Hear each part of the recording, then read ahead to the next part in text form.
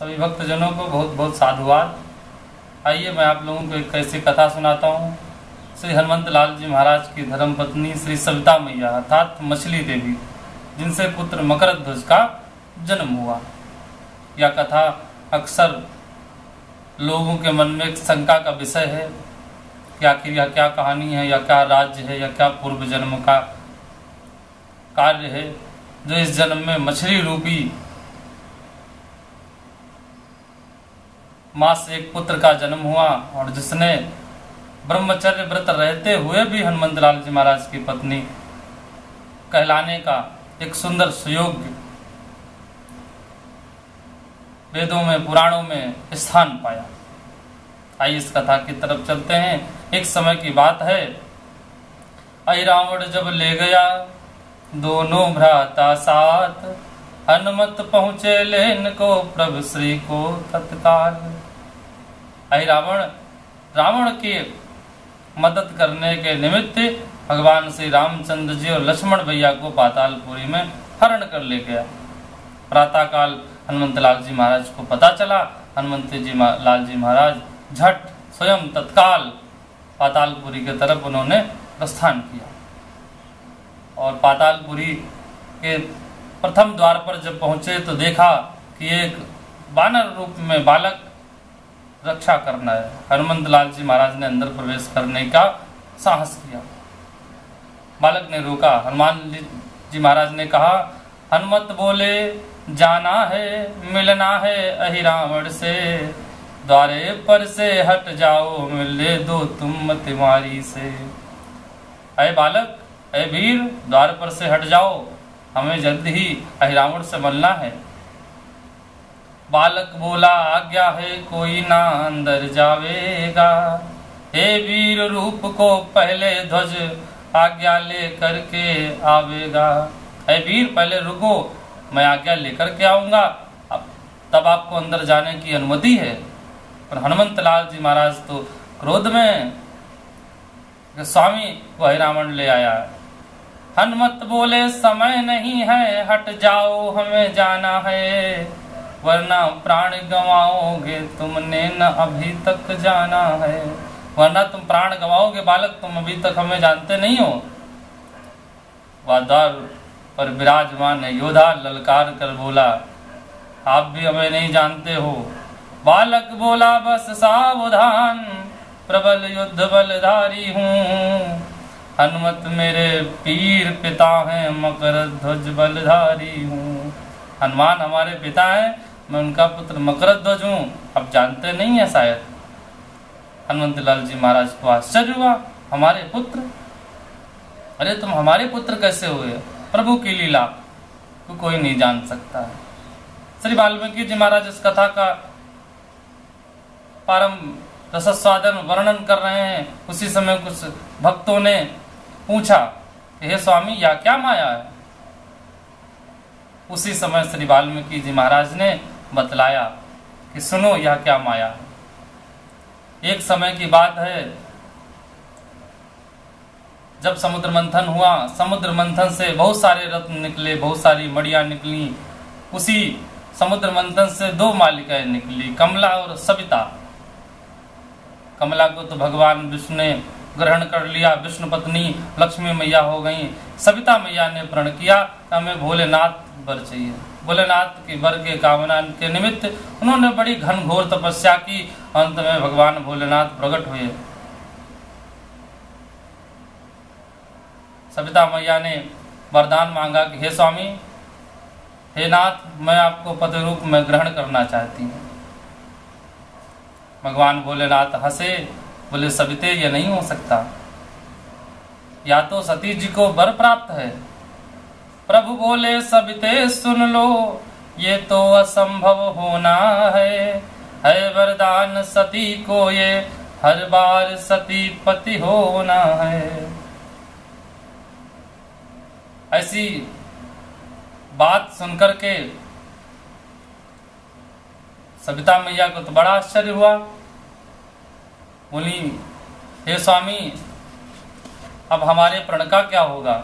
हमने जो प्रण किया था उसका क्या होगा? हमने तो आपको पति रूप में ग्रहण करने का प्रण किया था, हमारी तो जग हसाई हो जाएगी। भगवान भोलेनाथ ने कहा कि हे सविते, ऐसा नहीं होगा, आप कोई दूसरा वरदान मांग सकती हो। सविता मैया ने दूसरा वरदान मांगा कि हे स्वामी, आप अगर दूसरा वरदान देना चाहती हैं तो देवें, मैं आपके पुत्र की मां बनूं। भगवान ने कहा तथास्तु। ऐसा कहकर के अंतर ध्यान हो गए। ब्रह्मा जी ने विचार किया, जाकर के भोलेनाथ से पूछा कि हे भोलेनाथ, उस सविता को क्या वरदान दे करके आए हो। भोलेनाथ जी को अचानक अचेत हुआ, अरे या तो बात एक ही है, चाहे मैं उसका पति बनूं, चाहे वह हमारी पुत्र की मां बने। तुरंत भोलेनाथ जी महाराज पुनः सविता मैया से मिले और बोले कि या तो छल है, छलावा है देवी, या तुमने क्या किया।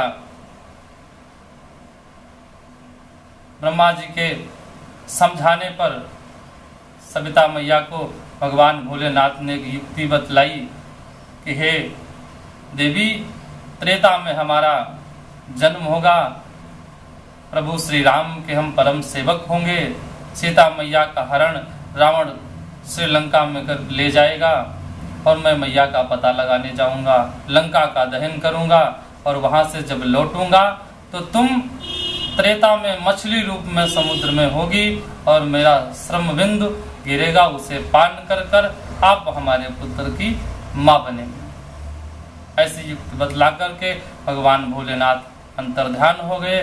पूर्व विदित के अनुसार वही हुआ। श्री वाल्मीकि जी महाराज ने भक्तगणों को लाभान्वित किया इस कथा से। हे भक्तगणों, इसी लीला के माध्यम से इस सविता का यहाँ अवतरण हुआ, उसके गर्भ से श्री मकरध्वज जी महाराज का जन्म हुआ। भक्तगणों ने फिर पूछा कि हे स्वामी, फिर यह पातालपुरी में कैसे आया। भगवान ने कहा ठीक है, संक्षिप्त वर्णन मैं तुमसे करता हूँ।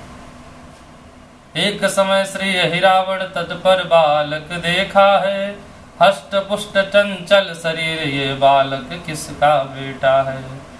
एक समय खोडस वर्षी पुत्र प्राप्त हुआ सविता रूपी मछली मैया को, और वह खोडस वर्षी बालक मछलियों के साथ में, माताओं के साथ में क्रीड़ा कर रहा है, खेल रहा है। रावण ने तटपट टहलते हुए देखा, एक बालक बड़ा योद्धा है, बड़ा कुशल है, उसके पूंछे बंदर स्वरूप है और बड़ी कुशलता के साथ में या जल में किलोरे कर रहा है।